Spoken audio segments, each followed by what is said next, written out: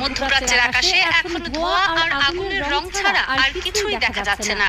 America আর Israel মিলে ইরানের ভেতরে ঢুকে গেছে। মিসাইলের পর মিসাইল উঠছে, বোমারু বিমান আকাশ কাঁপাচ্ছে, আর তেহরানের মাটি কাঁপছে একটার পর একটা বিস্ফোরণে। ইরান একা, পাশে কেউ নেই। রাশিয়া চুপ, চীন হিসেব করছে, আরব বিশ্ব নীরব দর্শক। কিন্তু এই রক্তাক্ত যুদ্ধক্ষেত্রের চেয়েও ভয়ঙ্কর একটা প্রশ্ন এই মুহূর্তে গোটা পৃথিবীর রাজনৈতিক বিশ্লেষকদের ঘুম কেড়ে নিচ্ছে। সেই প্রশ্নের উত্তর ইরানে নেই, আমেরিকায় নেই, ইসরায়েলেও নেই। সেই উত্তর লুকিয়ে আছে পূর্ব এশিয়ার সবচেয়ে রহস্যময় দেশটার রাজধানীতে পিয়ংইয়ংয়ে। আর সেই উত্তরের চাবি যার হাতে, তার নাম কিম জং উন।